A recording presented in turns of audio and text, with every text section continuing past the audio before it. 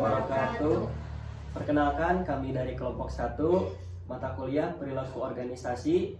Kami akan menjelaskan materi tentang kepemimpinan dengan judul Memimpin dengan Empati, Membangun Hubungan, dan Menumbuhkan Kinerja Tim yang Lebih Baik. Perkenalkan, nama saya Nopal Chandra Febriansa. Nama saya Sylvia Juliani. Hai, saya Nasional Romali Fatur Rahman. Halo, nama saya Nazma. Dan saya Ega Suryaman.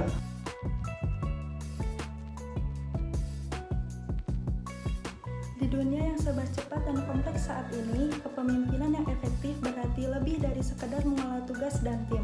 Salah satu kualitas terpenting yang menjadi ciri seorang pemimpin yang baik adalah empati. Kepemimpinan dengan empati bukan hanya sifat yang diinginkan. Kepemimpinan adalah karakteristik mendasar yang menumbuhkan kepercayaan, kolaborasi, dan budaya perusahaan yang positif. Dalam video ini, kami mengeksplorasi pentingnya empati dalam kepemimpinan dan bagaimana empati dapat memberikan hasil yang lebih baik bagi para pemimpin dan timnya. Pengertian empati dalam kepemimpinan. Empati adalah kemampuan untuk memahami dan berbagi perasaan dari sudut pandang orang lain. Dalam konteks kepemimpinan, ini berarti mengenali emosi, kebutuhan, dan kekhawatiran anggota tim untuk menanggapi dengan kasih sayang dan pengertian. Nah, pemimpin yang berempati selaras dengan sisi kemanusiaan dan kepemimpinan mengakui bahwa anggota timnya lebih dari sekedar karyawan. Mereka adalah individu dengan pengalaman, tantangan, dan aspirasi yang unik. Ada 5 prinsip empati kepemimpinan. Yang pertama, bersemangatlah. Gairah sangat penting untuk sebuah kesuksesan, baik secara profesional maupun secara pribadi. Jika tidak bersemangat dengan usaha yang sedang dijalani, maka carilah usaha yang baru, temukan karir yang baru, dan cobalah hobi yang baru. Yang kedua, bertanggung jawab dan murah hati. Setiap karyawan harus bertanggung jawab dan memiliki kinerja serta hasilnya. Hal itu dimulai dari atas. Jadi, jangan pernah menyalahkan siapapun. Pemimpin yang hebat menerima tanggung jawab penuh atas kegagalan perusahaan. Sebaliknya, mereka yang bermurah hati dalam memberikan penghargaan kepada tim mereka atas keberhasilan organisasi. Yang ketiga, mendorong keberagaman tim.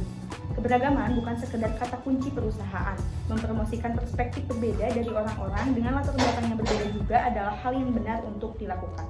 Yang keempat, ajarkan, jangan beritahu. Pemimpin hebat tidak hanya memberikan perintah saja. Pemimpin yang hebat adalah pelatih alami yang mengembangkan karyawan berbakat yang diakui dan dipromosikan. Mereka tidak mementingkan dirinya sendiri terhadap bakat orang-orangnya, dan kepuasan terbesar mereka adalah melihat bakat tersebut berkembang ke hal-hal yang lebih besar dan hal-hal yang lebih baik. Yang kelima, bersikap autentik dan terbuka terhadap kesalahan. Jangan menambah kesalahan dengan menumpuk lebih banyak kesalahan di atasnya, seperti membuang-buang waktu, menyalahkan diri sendiri, atau lebih buruk lagi, menyangkal bahwa kesalahan itu pernah terjadi. Sebaiknya, pandanglah setiap kesalahan sebagai kesempatan untuk belajar dan memperbaiki diri.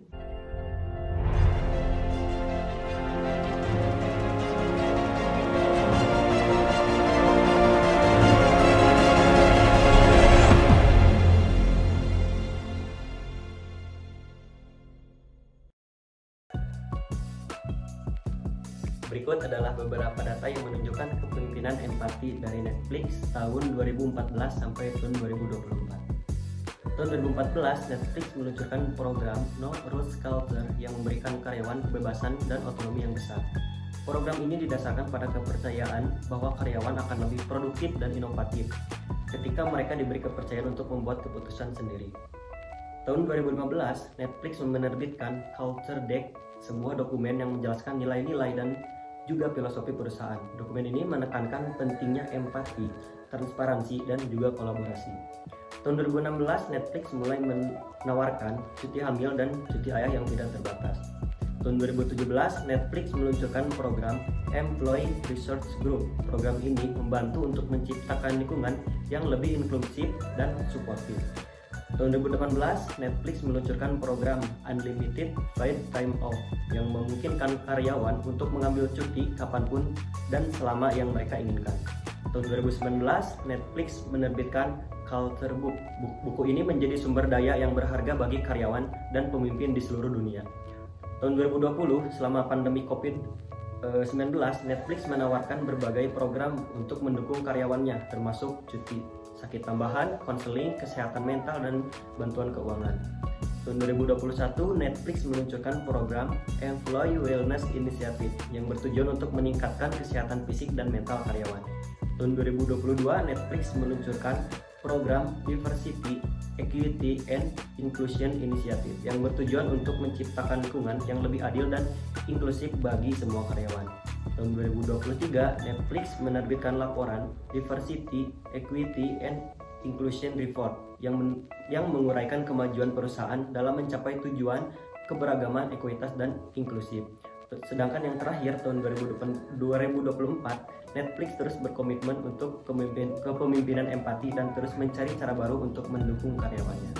Berikut beberapa contoh studi kasus yang dapat dikaitkan dengan dua jurnal internasional. Yang pertama, budaya kepemimpinan empati Reed Hastings. Topiknya menjelaskan bagaimana CEO Netflix Reed Hastings menerapkan budaya kepemimpinan yang empati dan dampaknya pada budaya perusahaan dan performa Netflix. Jurnal yang pertama berjudul Empathy and Leadership: The Reed Hastings Way oleh Liane Gibaro dan Michael Yusen 2016 di Harvard Business Review. Jurnal ini membahas gaya kepemimpinan empati Reed Hastings dan bagaimana hal itu berkontribusi pada kesuksesan Netflix. Yang kedua, pendekatan Netflix terhadap cuti orang tua dan kebijakan liburan. Topiknya menjelaskan bagaimana Netflix menerapkan kebijakan cuti orang tua dan liburan yang inovatif dan berfokus pada empati dan dampaknya pada karyawan dan retensi talenta.